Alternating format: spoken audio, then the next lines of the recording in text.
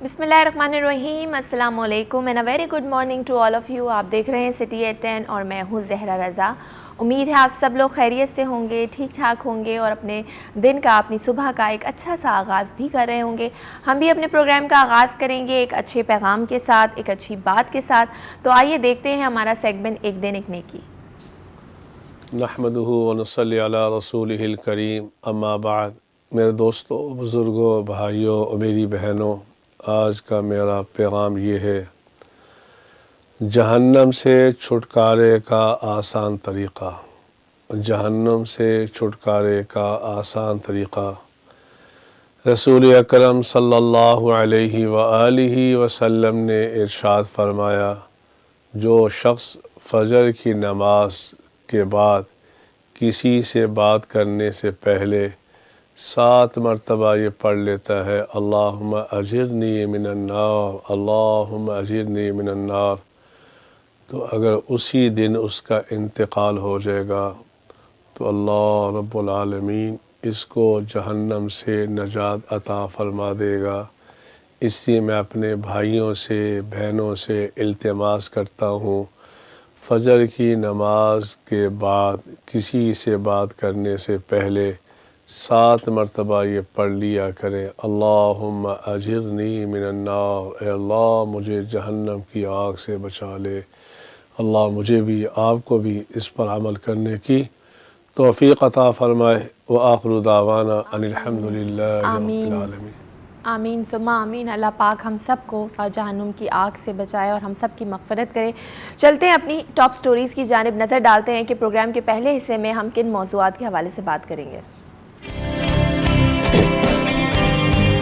जानवरों में lumpy skin disease, शहरियों ने खुले दूध का इस्तेमाल कम कर दिया। कई इलाकों में दुकानदार दूध 90 से 100 रुपये लीटर फ़रोख्त करने लगे।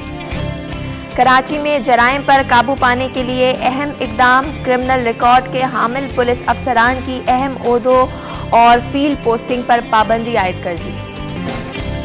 सुप्रीम कोर्ट के हुक्म पर सिंध हुकूमत का बड़ा इकदाम, करौंगी में गैर कानूनी तौर पर कायम 40 शादी हॉल्स और बैंक्वेट को भारी मशीनरी के जरिए मिसमार करने का अमल जारी।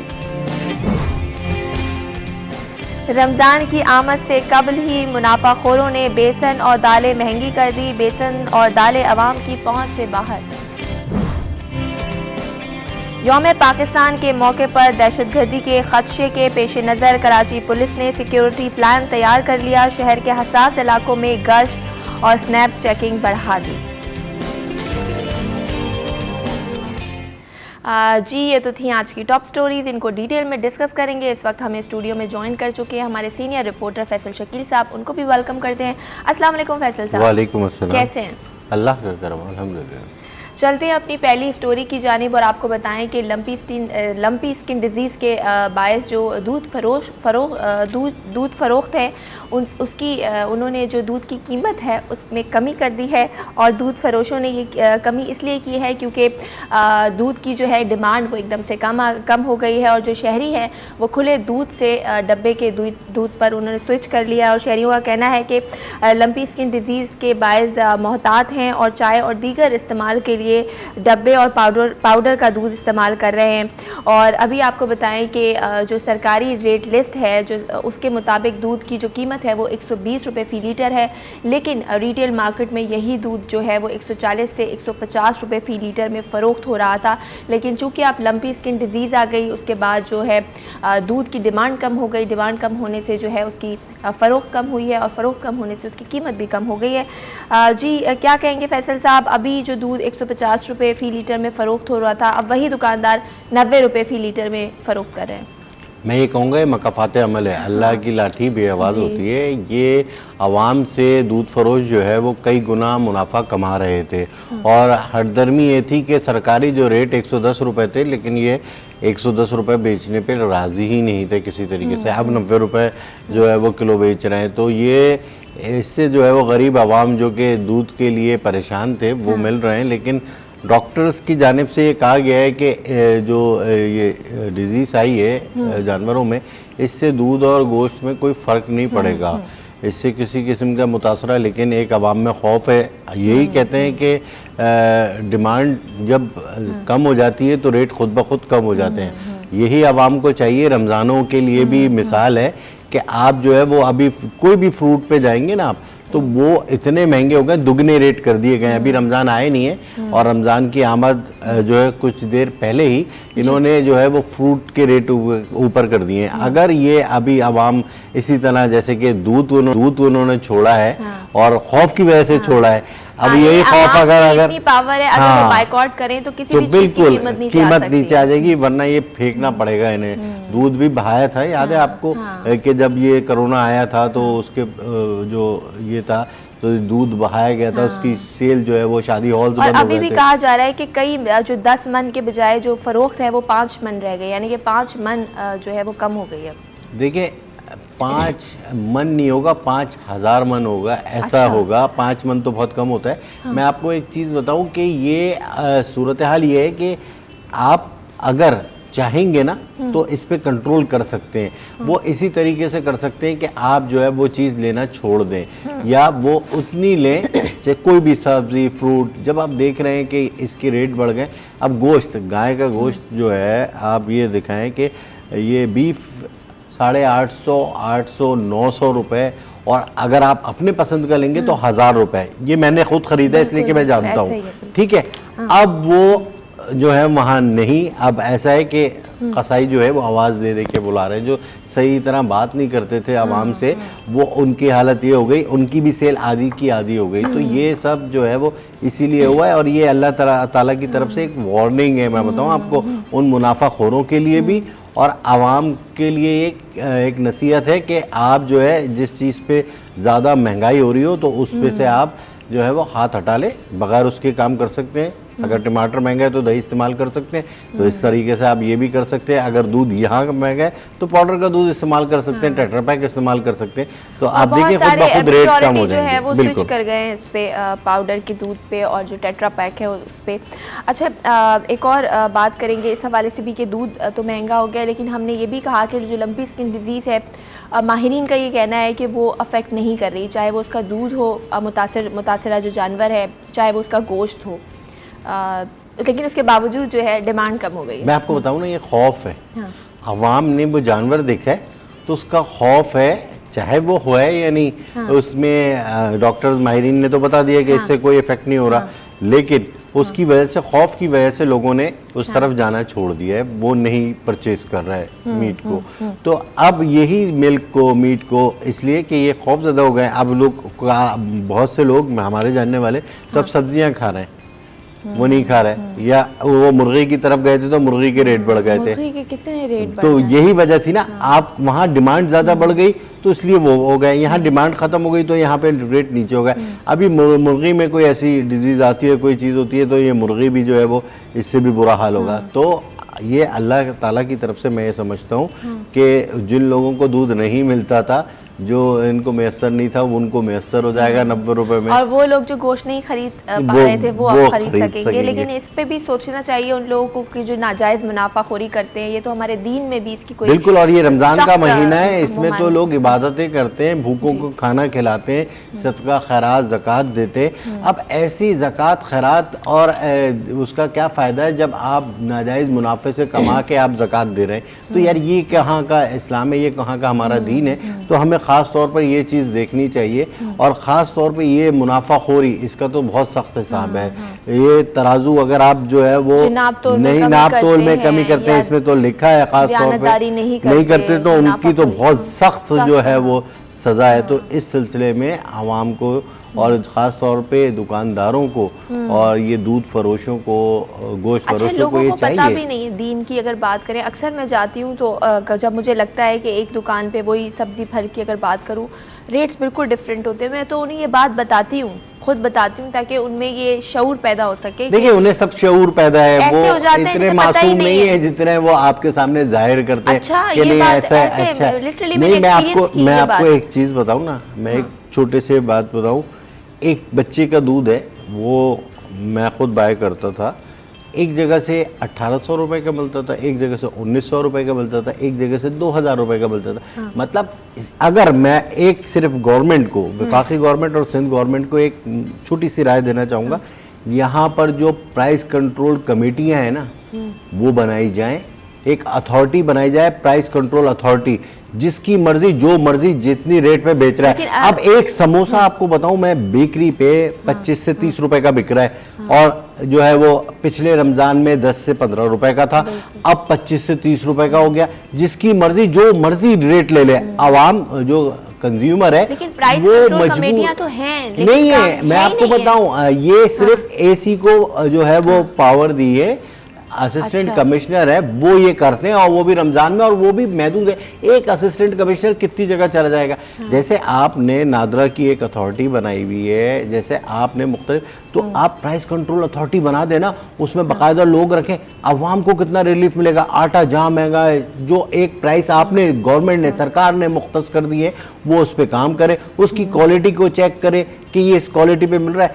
खुद ब खुद सबके सब सीधे हो जाएंगे जब कानून पर अमल दरामद किया जाएगा ना। अब पूछने वाला कोई नहीं, जिसकी मर्जी जो रेट लगे, जो सामने आए वो उसको मुंह में जो है वो कह दे और इसकी अशद जरूरत है प्राइस कंट्रोल कमेटी। आप मैं बता रहा हूँ ना, ये तमाम दूध, घी, तेल, चीनी, ये खुर्दुन अशिया जो आवाम इस्तेमाल करते हैं, इन सब पे हर गली महल्ले में मसनूई किल्लत भी और मसनूई महंगाई जो पैदा की जाती है, इस पर काबू पाया जाए। गवर्नमेंट का और आवाम का फायदा होगा अगर इस पे करेंगे। चलेंगे अगली खबर की जानिब और आपको बताएंगे कराची में जराइम को कंट्रोल करने के लिए अहम इकदाम किए जा रहे हैं, और ये इकदाम जो हैं वो पुलिस की जानिब से किए जा रहे हैं। IG सिंध ने DIGs और SSPs को हिदायत भी इस हवाले से जारी कर दी है। उनका कहना है कि वो पुलिस अफसरान जिनका किसी भी किस्म का कोई पास्ट क्रिमिनल रिकॉर्ड है, उन पुलिस अफसरान की अहम ओहदों पर एक तो पोस्टिंग नहीं होगी, पाबंदी उस पर आयद कर दी है, और दूसरा ये भी कहा जा रहा है कि जो क्रिमिनल रिकॉर्ड याफ्ता पुलिस अफसरान हैं उनको हटाने की तैयारियां भी इस वक्त जो है वो जारी हैं।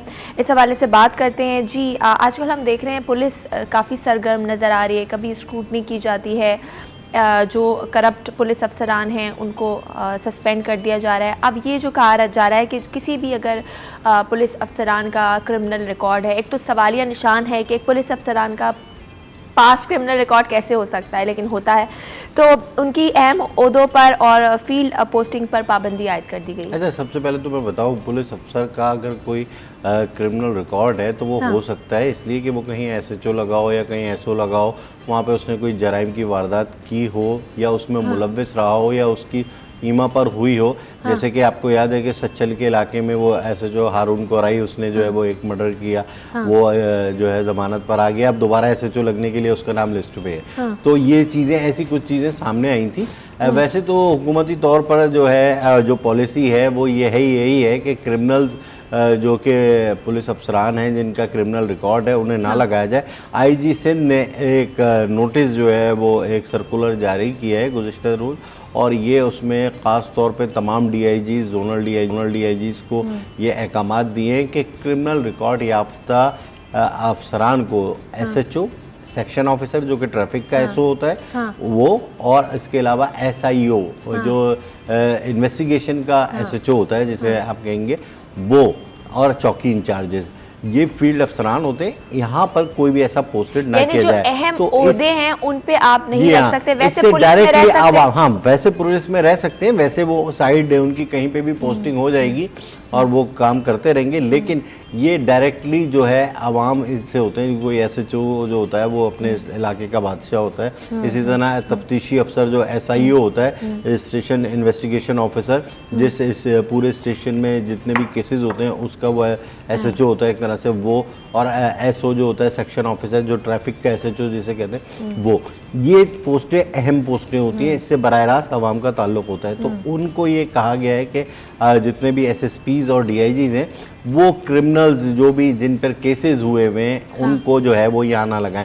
अब इस सिलसिले में स्क्रूटनी शुरू हो गई है, और ज़रा ये बताते हैं कि बहुत जल्द जो है कराची में बड़े पैमाने पर जो है वो तबादले तकर्रुरियाँ होंगी कि कई जो है अफसरान ऐसे लगे हुए हैं शहर में, एसओ, एसएचओ और एसआईओ जो कि क्रिमिनल थे, उनका क्रिमिनल रिकॉर्ड है, तो उनको जो है हटाया जाएगा, उनकी जगह दूसरे जो लगाए जाएंगे। एक अच्छा इकदाम है आवाम के लिए, बिल्कुल अच्छा इकदाम है, लेकिन यहाँ पर सवाल ये भी है फैसल शकील साहब कि ऐसे अफसरान हैं ही क्यों पुलिस में जिनका पास क्रिमिनल रिकॉर्ड है? ये तो एक बड़ी अजीब तशवीश की बात है ना। बिल्कुल, मतलब बिल्कुल, अगर आप इसमें आपका क्राइम कहना की ही सरपरस्ती कर रहे हैं या उनके साथ मुलव्वस होने का आपका मतलब कोई देखिए, रिकॉर्ड मैं आपको मिलता है? बिल्कुल यही बताऊं, पुलिस और दीगर फोर्सेस में क्या फ़र्क है? पुलिस की अहमियत इतनी क्यों नहीं है, दीगर फोर्सेस की इतनी अहमियत क्यों है, रेंजर्स की इतनी अहमियत क्यों है, मैं आपको बताऊं। और दीगर मिलिट्री फोर्सेस जो है उनकी जो है क्यों इतनी अहमियत है? उनकी अहमियत इसीलिए है कि वहाँ फ़ौरन अगर कोई एक जराइम में मुलव्वस होता है या उसके शवाहिद आते हैं तो उसको डिसमिस फ्रॉम सर्विस या कोर्ट मार्शल कर दिया जाता है, उसको आउट कर दिया जाता है, उस गंदे अंडे को फेंक दिया जाता है।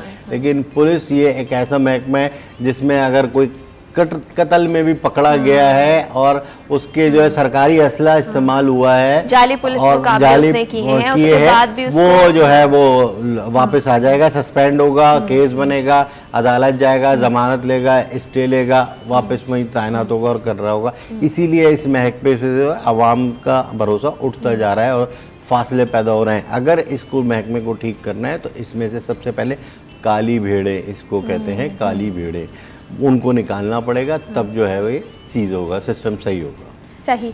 और एक बड़ा ही हम इसको अप्रिशिएट करेंगे, अच्छा इकदाम है आईजी सिंध जो है इस पे अमल दरामद हो पुलिस के हवाले से, और हम यकीन करते हैं, उम्मीद करते हैं कि इस पे अमल दरामद भी होगा।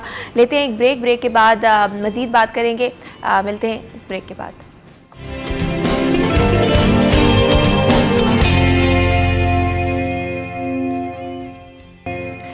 जी वेलकम बैक। एक ब्रेक के बाद आपको फिर से खुशामदीद करते हैं सिटी एट 10 में। मैं हूँ जहरा रज़ा और चलेंगे अपनी अगली ख़बर की जानिब। आपको बताएंगे कि आज शारा फैसल पर एक बहुत ही खौफनाक हादसा पेश आया है, जिसके नतीजे में 3 अफराद जो हैं वो इस वक्त जाँ बहक हो चुके हैं। यह हादसा शारा फैसल पर मिक्सर मशीन ट्रक और एक गाड़ी में तसादुम हुआ, जिसके बायस जो है जो मिक्सर मशीन ट्रक था उसने 3 अफराद को कुचल दिया। मरने वालों में 2 बच्चे और उनका बाप शामिल है। हादसे में मुलव्विस ड्राइवर को गिरफ्तार कर लिया गया है और पुलिस के मुताबिक जो हादसा है वो ट्रक ड्राइवर की गफलत के बायस पेश आया है। ट्रक को भी तहवील में ले लिया गया है।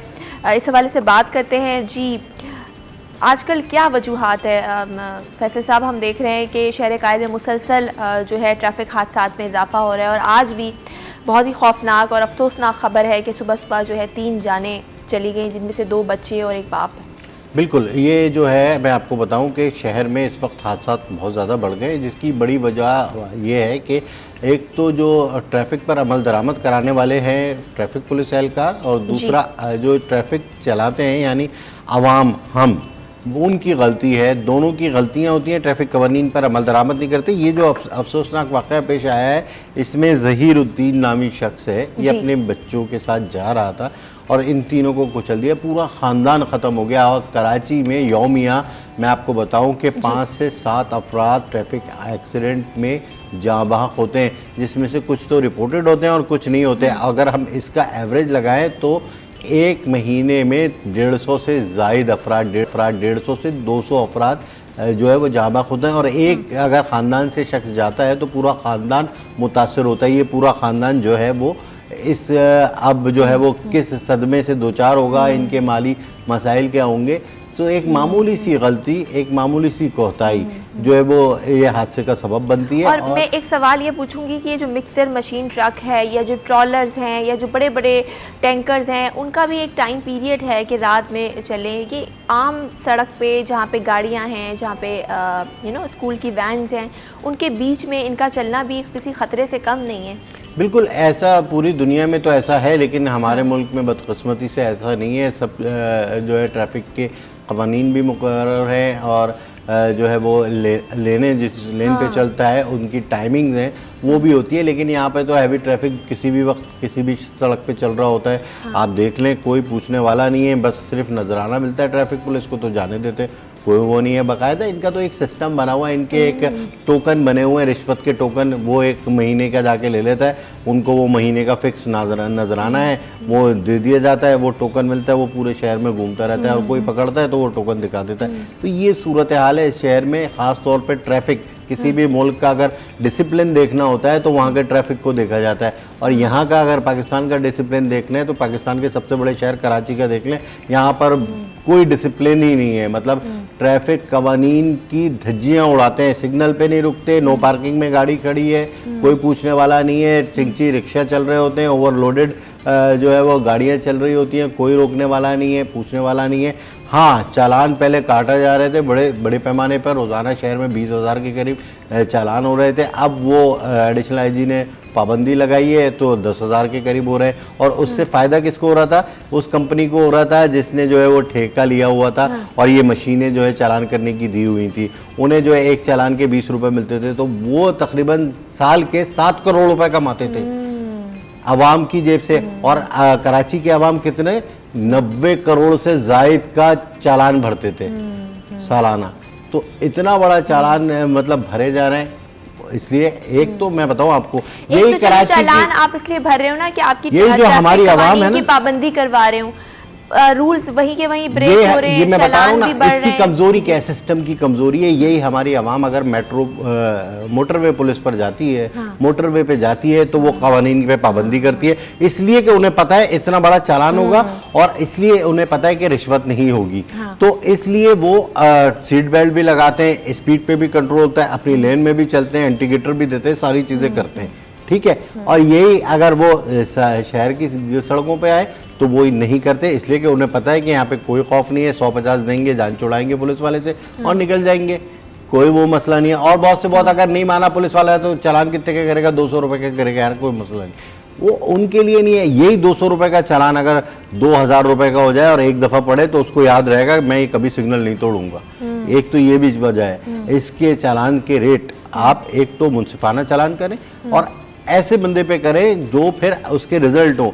सजा क्यों दी जाती है? कि लोग सही हों। तो वो इसलिए सिस्टम में इस तरह का बनाया जाए और इस पे काम किया जाए। ख़ास तौर पे ट्रैफिक हादसात में बेगुनाह मासूम लोग और घर तबाह हो रहे हैं, तो इनको रोकने के लिए ये करें। आप अगर मैं बताऊं, अगर एक महीने में 150 से 200 का एवरेज है एक्सीडेंट में कराची में मरने का, इसका सालाना देख लें तो 1,500 से 2,000 लोग खानदान तबाह हो जाते हैं। अगर मरता है तो उसका पूरा खानदान तबाह हो जाता है। तो ये मासूम बच्चे और इनका वालिद किस काम से जा रहे होंगे, क्या होगा, क्या प्लानिंग्स होंगी, सब की सब खत्म हो जाती हैं।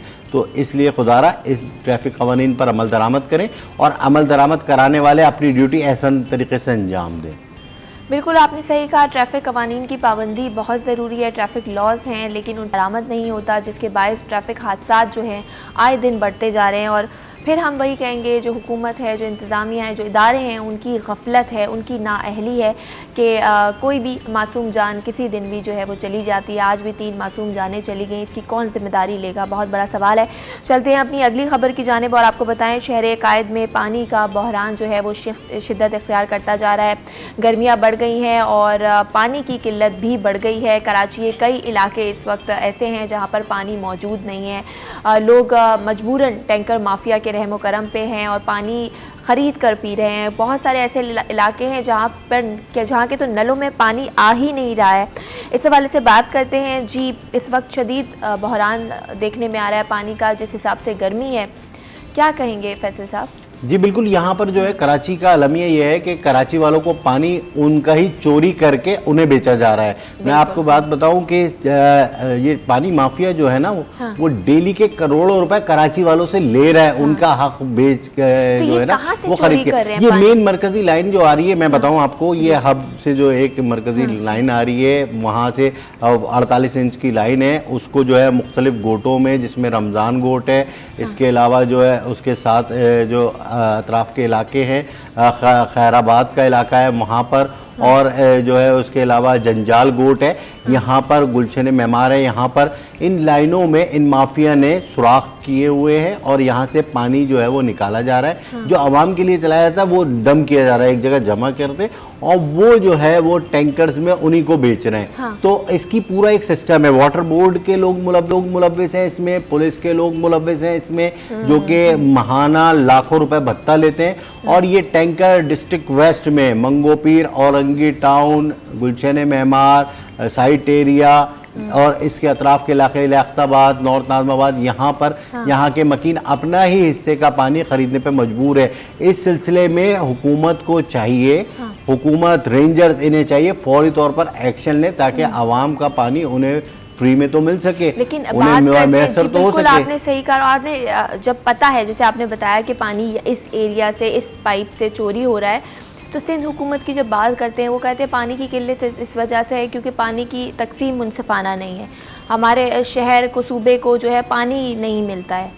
मैं आपको बताऊं, मैं आपको अगर कोई ये कहता है, मैं उसको चैलेंज करता हूं, मैं उसको 10 ऐसे मुकामात पे ले जाऊंगा जहां पानी चोरी हो रहा है मरकजी लाइन से। अच्छा। मुझे पता है, जब मुझे पता है तो वाटर बोर्ड वालों को भी पता होगा और पुलिस को भी पता होगा। ये सिर्फ और सिर्फ आवाम को बेवकूफ़ बनाते हैं, किसी किस्म का एक्शन इसलिए नहीं लेते कि इन्हें भारी नजराने मिल रहे होते हैं, हफ्ता और मंथली मिल रही होती है, इसलिए इन्होंने आंखें बंद की हुई हैं। और वही टैंकर, मैं आपको बताऊं, एक तो सबसे बड़ा खतरनाक चीज़ है ना, वो साकरान है। साकरान पर जो कराची और हब का बॉर्डर है साकरान, वहाँ पर इन माफिया ने बड़े बड़े नहरें और वो बनाए हुए गड़े, उसमें जो है वो पानी चोरी हुआ होता है और उस पानी में जो है वो जानवर भी होते हैं, मुर्दा जानवर, वो पानी बगैर फिल्टर के वो टैंकर से, मोटरों से भर के कराची में बेचा जा रहा होता है। और ये साकरान से आ रहा है, मंगोपीर से आता है, मंगोपीर से सीधा आगे जाता है। और मंगोपीर पुलिस को भी सब पता है, सुरजानी पुलिस को भी पता है,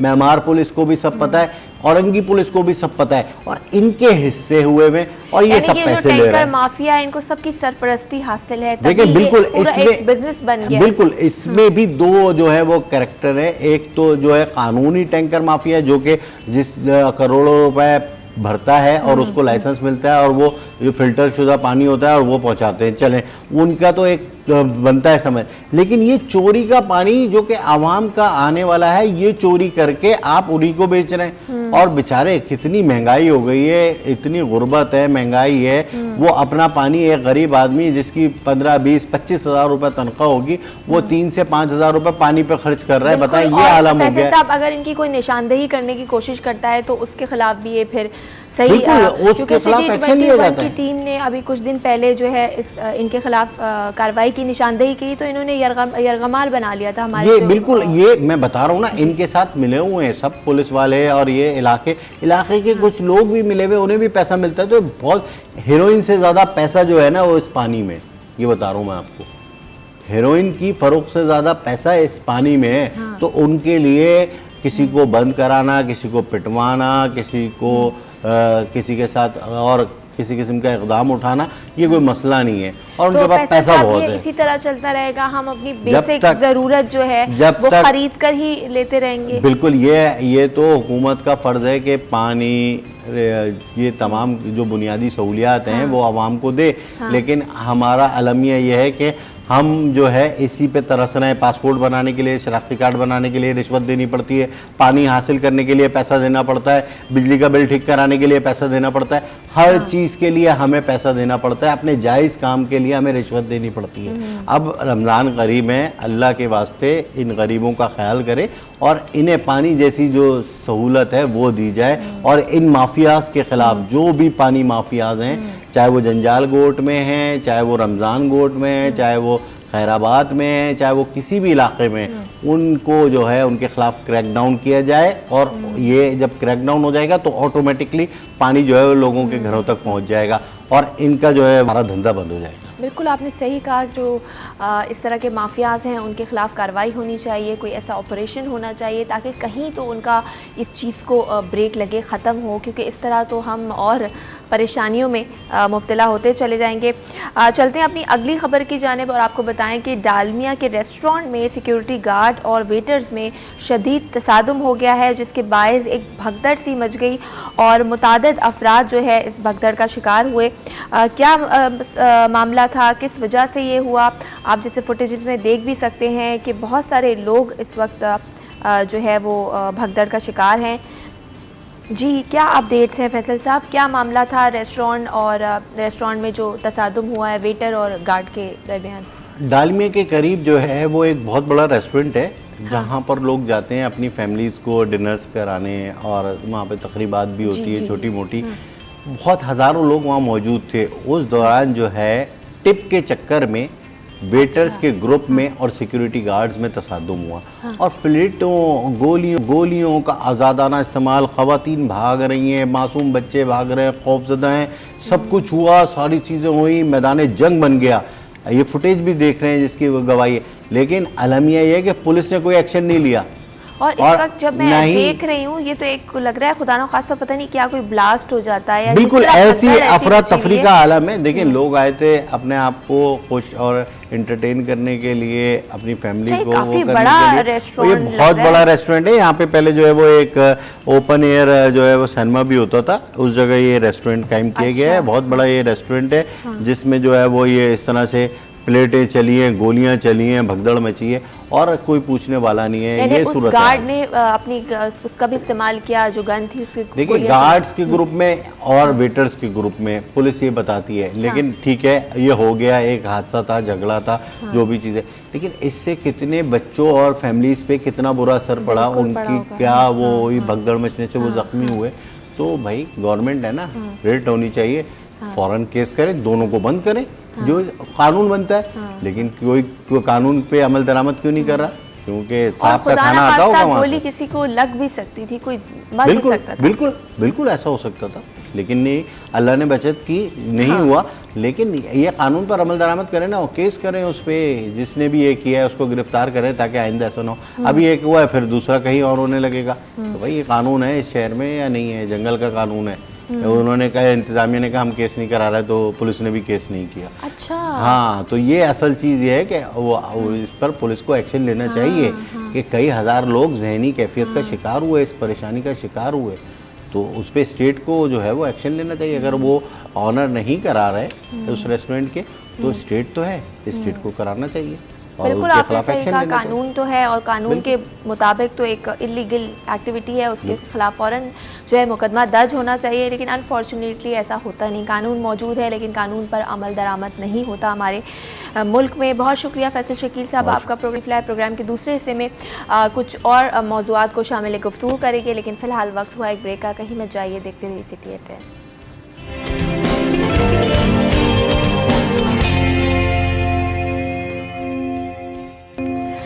जी वेलकम बैक। एक ब्रेक के बाद आपको खुशामदीद करते हैं सिटी एट 10 में। मैं हूँ ज़हरा रज़ा और अब बात करेंगे आपकी सेहत के हवाले से, जो कि किसी नेमत से कम नहीं। इनफैक्ट इंसान की सबसे बड़ी दौलत अगर हम कहें उसकी सेहत है तो भी कहना गलत नहीं होगा। गर्मी की शिद्दत में जिस तरह इजाफा हो रहा है और कराची में तो गर्मियाँ बहुत जल्दी आ जाती हैं, इस वक्त शदीद गर्मी है और गर्मियों की जब हम बात करते हैं तो बहुत सारे ऐसे अमराज हैं जो कि इस मौसम में उभर कर सामने आ जाते हैं, ख़ासतौर पर पेट के अमराज, और पेट के अमराज में डायरिया बहुत ज़्यादा कॉमन है। तो इस हवाले से बात करेंगे कि गर्मियों के जो अमराज हैं वो कौन कौन से हैं और किस तरह से हम अपने आप को जो गर्मी की शिद्दत है उससे बचा सकते हैं, गर्मी में होने वाली बीमारियों से अपने आप को बचा सकते हैं। हमें ज्वाइन किया है डॉक्टर उज़्मा हमीद ने, जो कि जनरल फिजिशियन है, उनको वेलकम करते हैं। अस्सलाम वालेकुम डॉक्टर उज़्मा। वालेकुम अस्सलाम, कैसी हैं आप? मैं बिल्कुल ठीक हूँ डॉक्टर उज़्मा, बहुत शुक्रिया आपके टाइम का। अगर मैं जानना चाहूँ डॉक्टर उज़्मा, गर्मी आ गई है और शिद्दत भी काफ़ी है गर्मी की, कौन कौन से ऐसे अमराज हैं जो गर्मी के मौसम में बढ़ जाते हैं या उभर कर सामने आ जाते हैं? बिल्कुल, जी गर्मियों का आगाज हो चुका है, खासकर कराची में तो काफी टाइम से आगाज हो चुका है।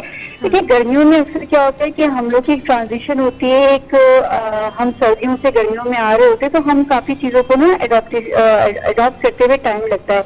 हम लोग खाना प्रॉपरली फ्रीज नहीं कर रहे होते या स्टोर नहीं कर रहे होते हैं, या हम जो पानी है उसका इस्तेमाल अगर बॉईल करके ना करें तो बहुत सारे अमराज हैं, जिसमें सबसे कॉमन जो है जिसमें डायरिया है, हेपेटाइटिस ए है, टाइफॉइड है, स्किन डिजीजेज हैं। अगर हम अपनी हाइजीन का ख्याल ना रखें तो बहुत ज्यादा स्किन के ऊपर रैशेज हो रहे हैं या स्किन के ऊपर गर्मी दाने हो रहे हैं, जो कि फिर एलर्जीज हो रही हैं। ये चीजें बहुत ज्यादा कॉमनली हमें गर्मियों के मौसम में देखी जाती हैं। सही। अच्छा डॉक्टर उज़्मा, डिहाइड्रेशन भी एक बहुत बड़ा मसला है, क्योंकि गर्मी बहुत होती है, पानी कभी हम इतना इस्तेमाल नहीं करते जितनी हमारी रिक्वायरमेंट है, फिर पसीना बहुत आता है तो बॉडी डिहाइड्रेटेड हो जाती है, रहती है। तो क्या एहतियात है जो हम कर सकते हैं डिहाइड्रेशन से बचने के लिए? बिल्कुल, देखिए सबसे पहले तो ये है कि क्योंकि गर्मियाँ हैं, इससे पसीना भी ज्यादा निकलता है, हमारी जो बाहर निकल रहे हैं तो हमारा एक्सपोजर भी गर्मी में बढ़ जाता है। सबसे पहले तो जब हम बाहर जा रहे हो तो अपने साथ एक पानी की बोतल जरूर साथ रखें और अपने आप को हर आधे घंटे के बाद जरूर अपने आप को हाइड्रेट करें, ताकि जो हमारा पानी निकल रहा है वो दोबारा से रिस्टोर हो। वरना अगर हम इस चीज को अगर इस पर तवज्जो ना देंगे तो डिहाइड्रेशन हो जाएगी, जिसकी वजह से नकाहत, कमजोरी और फिर दूसरी मसले मसाइल हो सकते हैं। तो अब सबसे पहले तो हमने अपने साथ सबने एक रूटीन बनानी कि अपने साथ एक पानी की बोतल रखें। तो आगे हमारे रमजान भी आ रहे हैं तो उसमें तो जाहिर सी बात हम पानी वगैरह साथ नहीं रख सकते, लेकिन अपने खाने पीने का शहरी में और अफ्तारी के टाइम पे अपने आप को हाइड्रेट रखना है। ऐसे फलों का इस्तेमाल करना है जिसमें पानी की मिकदार वाले फल ज्यादा हों, दही का इस्तेमाल बढ़ाएं और साफ सुथरा जो भी करें कि साफ सुथरी चीजें खाएं, प्रॉपर स्टोर की हुई फ्रीज में चीजें खाएं अगर आप इजी यूज करें, ताकि आपको डायरिया वगैरह से आप बच सकें। सही।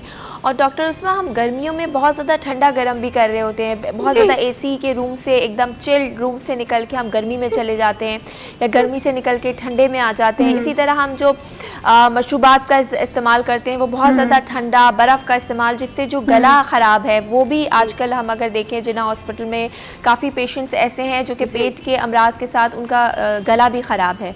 तो ये कितना नुकसानदेह हो सकता है ठंडा गर्म?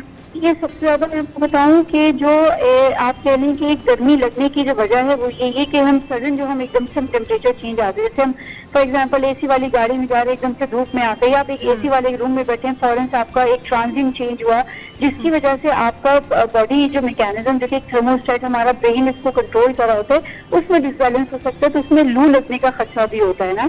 तो आपने जरा एहतियात करनी कि एक आप फॉर एग्जाम्पल अगर मैं गाड़ी में सफर कर रही हूँ, उसका एसी चल रहा है, तो मैं उसको एसी का थोड़ा सा टेम्परेचर बढ़ा लूँ ताकि जब मैं अपने डेस्टिनेशन पे पहुंचूँ, अपनी जगह पे पहुंचूँ, तो मैं उस टाइम पे बाय दैट टाइम मैं थोड़ी सी यूज टू हो जाऊँ। हमें एकदम से सडन को नहीं करना चाहिए, इसकी एहतियात भी बहुत जरूरी है। दूसरा ये है कि आप क्योंकि गर्मियां हैं तो इसमें बाहर जब हम जा रहे हैं तो बहुत ज्यादा किसी एक प्रोलॉन्ग टाइम तक, काफी देर तक हम किसी भी एक सडन टेम्परेचर पे एक्सपोज ना हो। कोशिश करें कि कुछ टाइम के बाद, जैसे हमारे मजदूर तबका है जिनको बहुत देर तक धूप में काम करना होता है, कोशिश करें कि 1-2 घंटे के बाद थोड़ा सा रेस्ट ले लें ताकि अपने आप को थोड़ा सा बेहतर करें, किसी शेड, किसी छांव वाली जगह पे चले जाएं, दोबारा से अपना काम स्टार्ट करें। एकदम से लंबा काम ना करें तो उससे नकाहत और कमजोरी और लू लगने का खदशा होता है। सही। और खुदा ना खास्ता डॉक्टर उस्मा, अगर किसी को लू लग जाए तो क्या ट्रीटमेंट देना चाहिए? फर्स्ट एड उसको क्या प्रोवाइड करना चाहिए? देखिए, लू लगना जिसको हीट स्ट्रोक कहते हैं, एक मेडिकल इमरजेंसी है। अगर किसी को लगता है कि उसमें ये या आपको अपने इर्द गिर्द के लोगों में लग रहा है कि उसको ऐसे सिम्टम्स बन रहे हैं, तो फौरन सबसे पहले अस्पताल पहुंचाना चाहिए।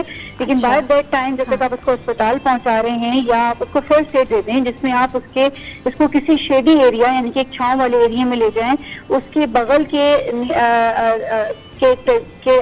बगल में उसकी गर्दन की तरफ जो है वो ठंडे पानी की पट्टियां रख सकते हैं। अगर बर्फ अवेलेबल है तो बर्फ रख सकते हैं। दूसरा ये कि उसके कपड़ों की क्लोथिंग जो उसमें बहुत ज्यादा अगर ओवर लेयरिंग की गई है तो सिवाय अपने सतर को ढाबे रखने के अलावा आप दूसरे को एक्सपोज करते हैं ताकि उसका बॉडी टेम्परेचर बेहतर हो। ठीक है, अगर वो होश में है तो आप उसको पानी, मशरूबात वगैरह पिला सकते हैं ताकि उसका जो डिहाइड्रेशन है वो बेहतर हो। और बाय दैट टाइम आपको स्ट्रोक है तो फौरन से आपको इमरजेंसी है या आप हॉस्पिटल को मुंतकिल करें। ठीक है, ठीक है।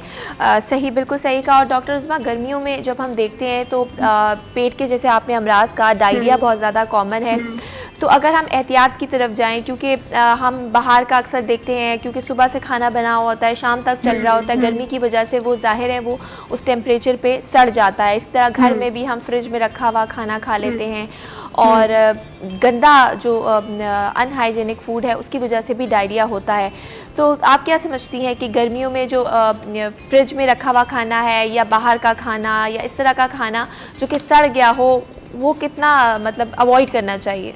देखिए, सड़ा हुआ खाना तो कोई भी नहीं खाएगा ना। सड़ा हुआ खाना तो आपको हर सूरत अवॉइड करना है, लेकिन आपने इसकी बचाव किस तरह से करना है कि आपने खाना बनाने के बाद उसको प्रॉपर स्टोर एक फ्रिज के नॉर्मल जो टेम्परेचर हम गर्मियों में रखते हैं उसमें रखना है। आपने प्रॉपर खाना निकाल के उसको प्रॉपर गर्म करना है, इसको स्मेल करने के उसमें कोई झाग वगैरह या कोई स्मेल तो नहीं आ रही, उसको आपने वो कंज्यूम नहीं करना है वो वाला खाना। नहीं, मेरा मतलब ये है डॉक्टर उस्मा, सड़ा हुआ तो ऑब्वियसली कोई नहीं खाएगा, लेकिन ये जो रखा हुआ खाना होता है ये भी तो कॉज करता है ना डायरिया का ज्यादा देर तक। बिल्कुल, अगर आपने खाने को प्रॉपर तरीके से स्टोर किया हुआ है, स्टोर मतलब फ्रिज में रखा हुआ है, आपने बाहर नहीं उसको रखे रहने दिया, क्योंकि जब बाहर रखे रहने देंगे तो बैक्टीरिया या वायरस को अपनी फेवरेबल कंडीशन मिलती है, वो ग्रो करते हैं। लेकिन अगर आपने इसको प्रॉपर स्टोर किया हुआ है और एक या 2 दिन से ज्यादा पुराना खाना ना हो, कोशिश करें फ्रेश बनाए, फ्रेश खाएं। लेकिन अगर आप फिर भी खाना किसी का बच जाता है, उसको फ्रिज में स्टोर करना है तो प्रॉपर स्टोर करना, उसको जल्द से जल्द कंज्यूम कर लें। उसको बार-बार, जो सबसे बड़ी गलती हम ये करते हैं, हमने निकाला, दोबारा फिर से निकाला, खाना खाया, दोबारा फ्रिज में रख दिया, फिर निकाला, फिर रख दिया। तो बार-बार से सडन जो टेम्परेचर में इसकी वेरिएशन आती है, वहाँ पे तो बैक्टीरिया ग्रो तो करता है और फिर वो हमारा डायरिया या हमारा पेट खराबी का सबब बन सकता है। तो हमें इसमें एहतियात करनी है। और दूसरा, हमने जो भी खाना बनाए, जो सब्जी फल खाएं, उसको अच्छे से वॉश करके करें, क्योंकि बैक्टीरिया वायरस जो है वो आपने अगर सब्जी फल वगैरह को सही से वॉश नहीं किया हुआ, उसकी वजह से भी हमारा पेट खराबी का सबब बन सकता है। सही। और अगर खाने पीने की बात करूं, ग़िज़ा की बात करूं, तो कौन सी ऐसी ग़िज़ा है जो कि इस मौसम में लेनी चाहिए? देखिए, इस मौसम के अंदर को हम कोशिश करें कि हल्की ग़िज़ा, जैसे कि बहुत ज्यादा तली हुई चीजें, बहुत ज्यादा जो है वो डीप फ्राई जो फूड होता है उसको अवॉइड करें, बाहर का खाना अवॉइड करें। कोशिश करें सब्जियां, जो दालें हैं उसका इस्तेमाल बढ़ाएं, दही का इस्तेमाल बढ़ाएं, कच्ची लस्सी बहुत अच्छी है, नींबू पानी बहुत अच्छा है जो कि आपको डिहाइड्रेशन को भी बेहतर करता है, नमकियात को भी आपको बॉडी के अंदर रिस्टोर करा होता है, आपको एक तकवीयत का एहसास देता है। तो इन चीजों का करें। बाकी खाना पीना आप हर चीज करें, लेकिन साथ साथ अब अपनी लाइफ को बेहतर करें, प्रॉपर से हाथ धो के खाना खाएं, ताकि कोई भी अगर पसीना आ रहा है तो आप उसको आपको लगता है कि फ्लूइड आपका बॉडी से बहुत निकल रहा है, तो उसको रिस्टोर करने की कोशिश करें, चाहे मशरूबात की फॉर्म में, चाहे पानी की फॉर्म में, ताकि आपके अंदर किसी भी नमकियात की कमी ना हो। ठीक है, बहुत शुक्रिया। डॉक्टर उस्मा हमीद हमारे साथ मौजूद थी, जिन्होंने बहुत ही मुफीद गुफ्तगू भी की। जैसा कि डॉक्टर उस्मा ने भी कहा कि अपना बहुत ख्याल रखें, गर्मी के मौसम में यूजुअली डिहाइड्रेशन की जो प्रॉब्लम है वो ज़्यादा हो जाती है। इसके अलावा जो खाने की अगर बात करें तो रखा हुआ खाना अवॉइड करें, क्योंकि फ्रेश खाना ही हेल्दी खाना होता है। तो कोशिश करें सिर्फ बाहर का खाना, क्योंकि वो एक दफ़ा बना के रख लेते हैं और फिर वो शाम तक चलता रहता है। तो ये वो सारी चीज़ें हैं जो कि फिर कॉज करती हैं डायरिया के और पेट के अमराज इससे होते हैं। और हीट वेव से भी बचें, क्योंकि इस वक्त गर्मी ज़्यादा है। तो अगर घर से बाहर निकल रहे हैं तो सर पे कोई कपड़ा रख लें और पानी की बोतल अपने साथ रखें। ये वो सारी चीज़ें हैं जिनका इस्तेमाल करके आप इस तरह की जो बीमारियां हैं उनसे बच सकते हैं। मज़ीद बात करेंगे, लेकिन फ़िलहाल लेते हैं एक ब्रेक। कहीं मत जाइए, देखते रहिए सिटी 10।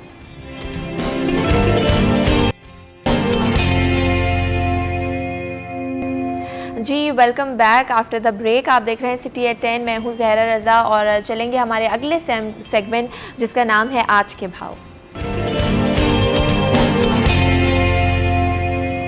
हमारे नुमाइंदे बसीम इफ्तिखार हमारे साथ इस वक्त मौजूद हैं। जी बसीम, बताइएगा इस वक्त कराची में क्या रेट चल रहे हैं सब्जियों के और फलों के?